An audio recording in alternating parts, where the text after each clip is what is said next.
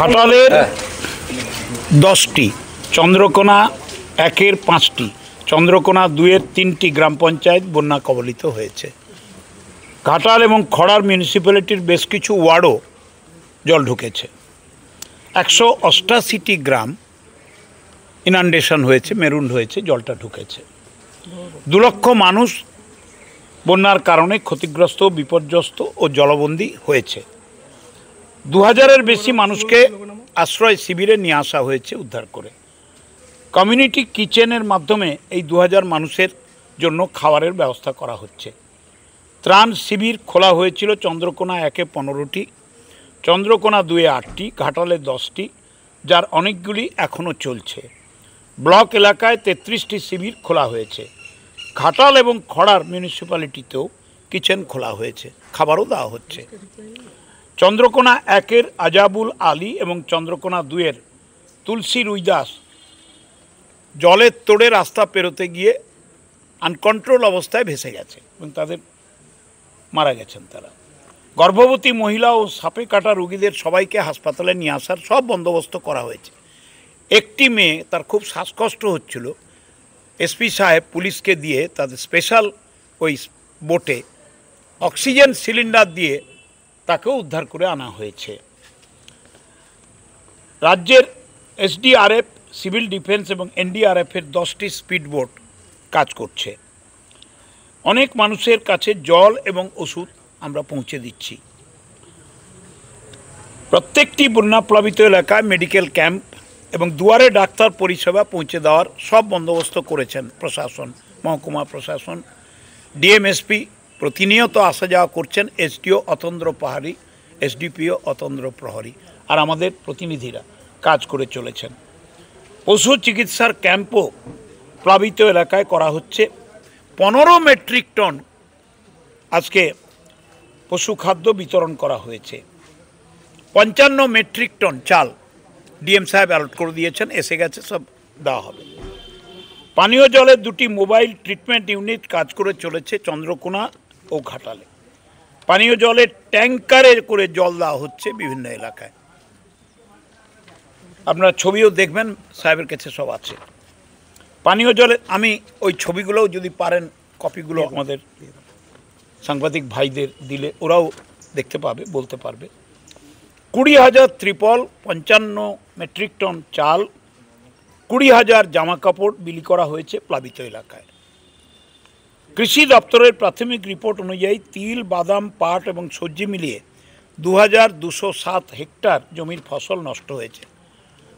আমরা প্রতিনিয়ত যোগাযোগ করছি। মুখ্যমন্ত্রী, আমাদের মানবিক মুখ্যমন্ত্রী শ্রীমতী মমতা বন্দ্যোপাধ্যায় প্রতিদিন মিনিট টু মিনিট খবর নিচ্ছেন। ডিএমএসপিরা, এসডিওরা, বিডিওরা, পঞ্চায়েত সমিতি, পঞ্চায়েত, জেলা পরিষদের মেম্বাররা সবাই আমরা তৎপরতার সঙ্গে দেখছি। একটা কথা খালি আপনাদের বলে রাখি দায়িত্বের সঙ্গে, 1978 সালের পর জুনের প্রথমের দিকে এরকম হড়কা বৃষ্টি আর হড়কা বান হয়নি আগে। আমাদের ঘাটাল মাস্টার প্ল্যানের কাজগুলোও চলছিল। আপনারা জানেন আমাদের যে রানীচক স্লুইসটা খুব ডেঞ্জার অবস্থায় চলে গিয়েছিল কালকে রাত্রে।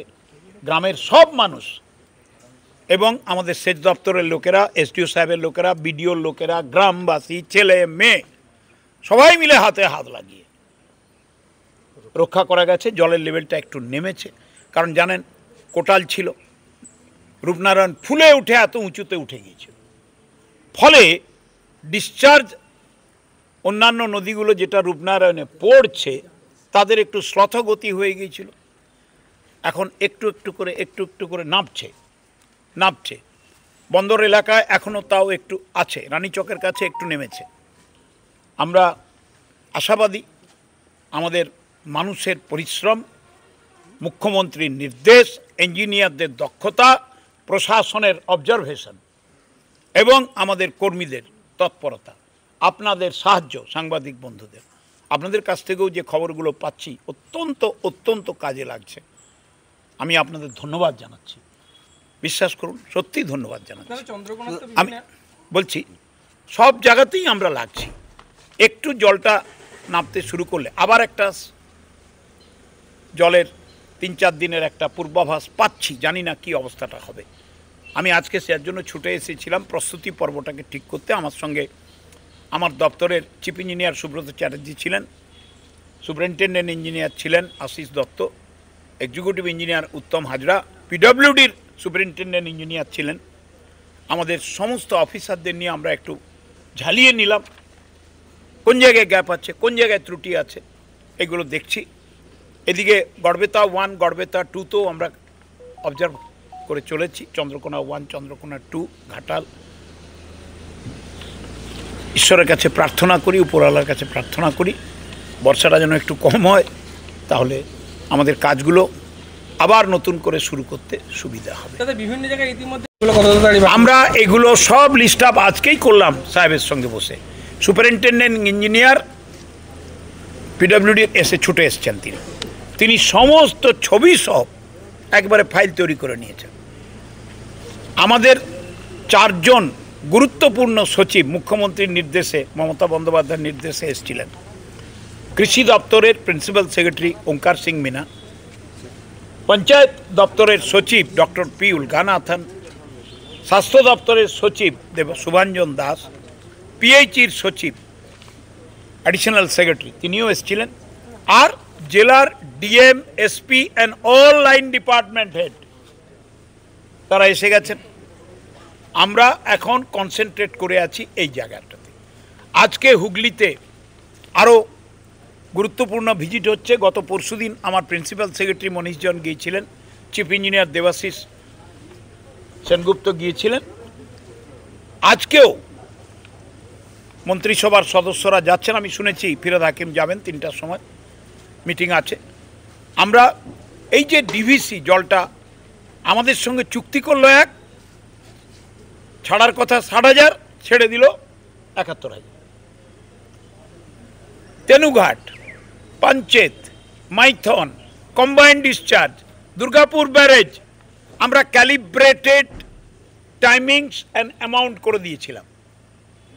মেনে হচ্ছে হঠাৎ করে পরশুদিন রাত্রে আর গতকাল রাত্রে বলছে এক, করলো আরেক, বলছে এক, করলো আরেক।